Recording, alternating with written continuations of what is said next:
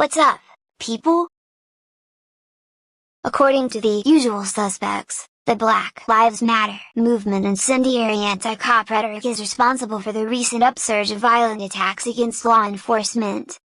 Now, I'm not a fan, to say the least, of the insanely tone-deaf Black Lives Matter movement or ideology, but I feel this obviously hypocritical right-wing narrative must be challenged, and debunked, for a wide variety of reasons. Anyway, this video is my first attempt to challenge the Black Lives Matter movement creates cop killers narrative.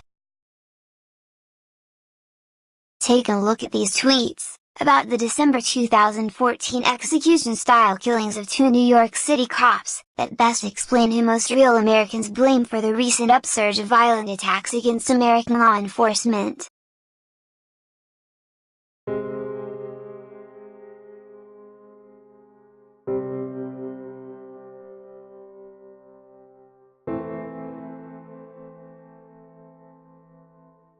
This tweet right here reminds me of how some people said the Oklahoma City bombers were motivated by the right-wing media narrative about what they thought really happened in Waco.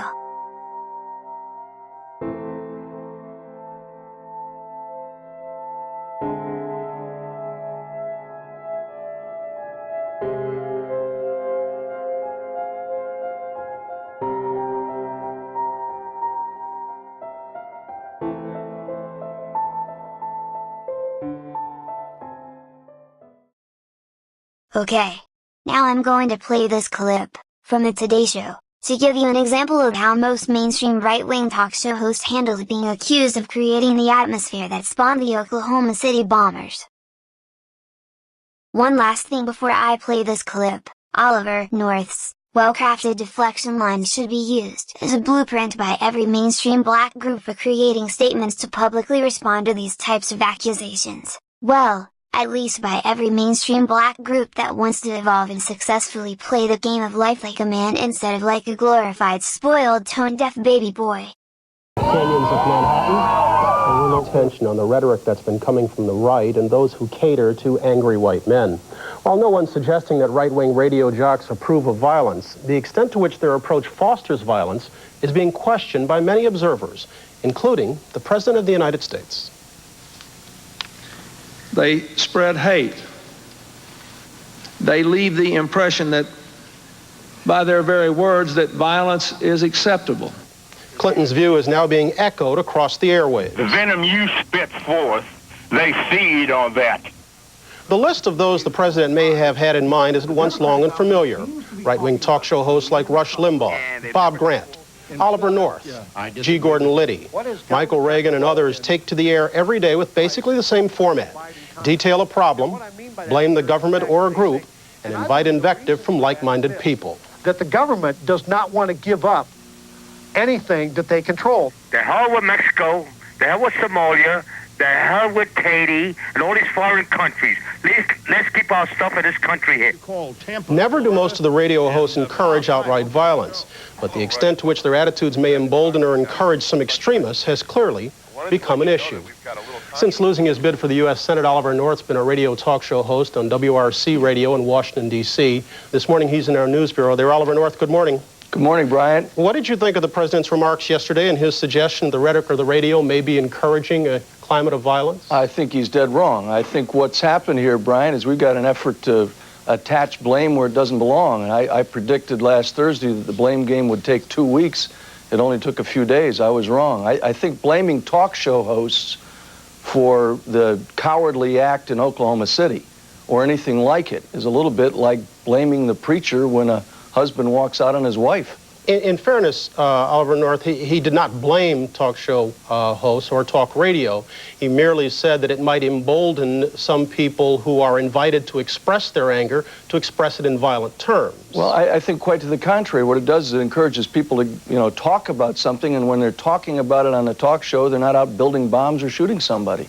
Why do you say it that way? I mean, for years we have heard various people on the right, for example, claim that Hollywood's words were promoting violence, that a liberal media's words were responsible for a breakdown in authority, that words on sex education would lead to promiscuity. Why now, when words work the other way, do you claim no responsibility? I'm not claiming no responsibility.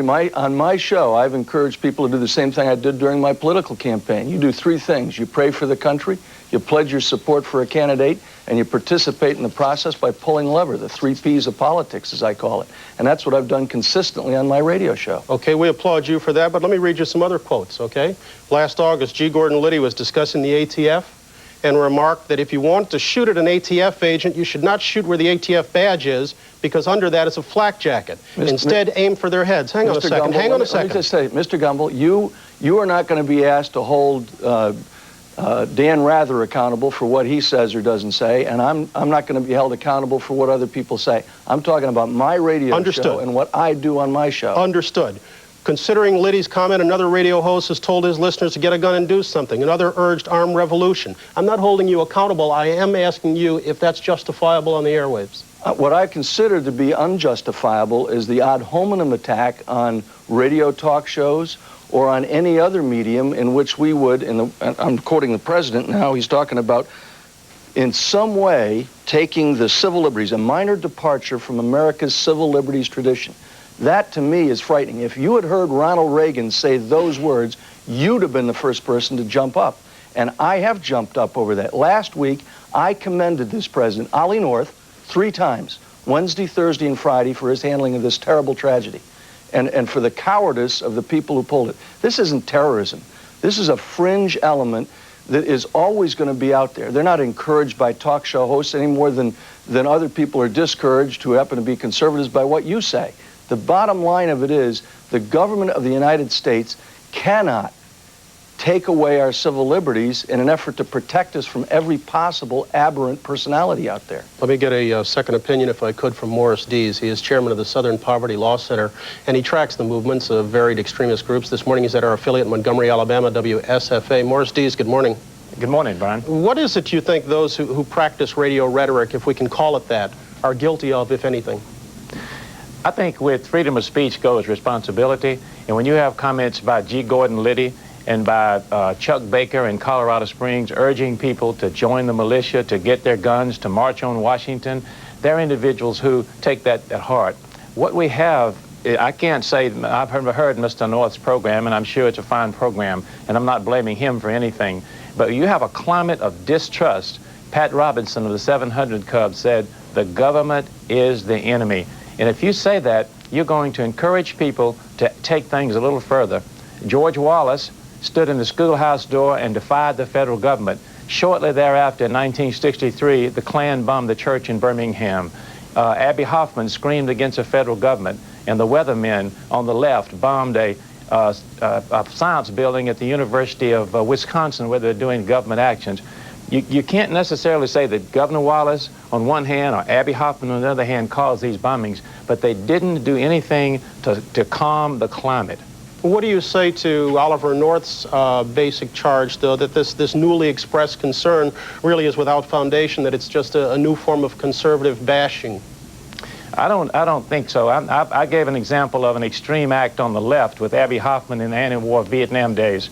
I don't see it as a conservative or liberal. What I do see is the need for tolerance, the need for level heads, the need for bringing our country together and not necessarily blaming the government for everything. When responsible men like Mr. North, who blame the government in many ways for our problems, they should maybe they should look at themselves, and maybe they're part of the problem, because one reason our people maybe don't trust our government is our public officials lie to us and don't tell us the truth.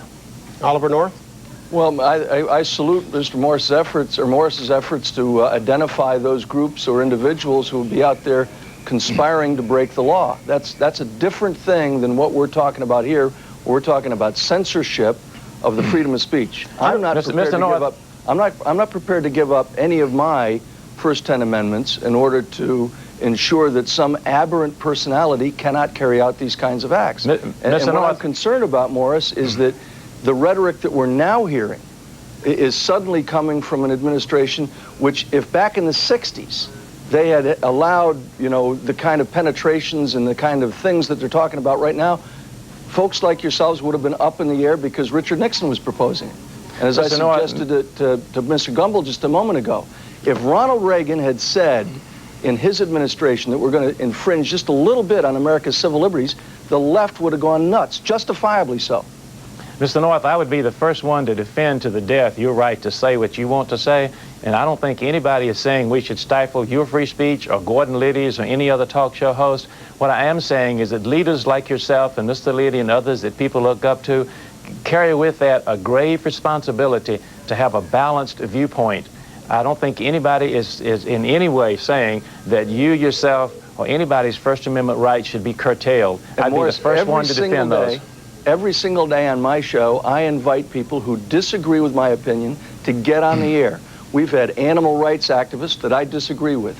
We've had people who are environmental radicals, perhaps similar to the bombing that just occurred out there in Sacramento, where a timber executive is targeted for assassination. I've had people on who represent affirmative action that I am opposed to, and I give them an opportunity to express themselves. On my radio station, there are 4 liberal... But Mr. North, then you angrily denounce them. You basically shred them. You do give them an opportunity to speak up, but then you basically shred them in the angriest tones. Oh, actually, you know, Brian, I don't think anybody ought to take themselves quite so seriously as you do every morning. I don't take myself that seriously. I have people call up and asking to hear the sound of the shredder. Well, clearly not. Perhaps the oath should have been taken a little more seriously before lying to the government, too. Well, the fact of the matter is, Brian, I never lied under oath. That's part of the problem with the liberal media, is they can't get it straight. And the attack piece that was run this weekend in the Washington media market on people like me was irresponsible. On people who were convicted like you. Mr. Dees... Hey, you ought to get familiar with the Constitution, Mr. Gumbel. Mr. Dees, you've been quoted as saying extremism is taking over this nation and it's doing very detrimental things to our way of life. Do you think people like Mr. North have a responsibility to tone down their acts? I think that people like Mr. North and other talk show hosts have a responsibility to understand and get across the idea that America is great because of compromise, that we have to tolerate opposing views, and we don't, and name calling, like words like Nazi films, you hear words like this on Rush Limbaugh. When you start calling names like that and dehumanizing people because they disagree with you, I don't care whether they're liberal or leftist or rightist or whatever it might be. A lot of talk shows are going on in this country. They aren't those that you hear about. They're out in the heartland. There are people like Chuck Baker in Colorado Springs asking people to stockpile weapons. That's our problem. I don't think the nation hears those kinds of programs and talk shows. I'll have to let that be the last word. Morris Dees, Oliver North. Gentlemen, thank you both.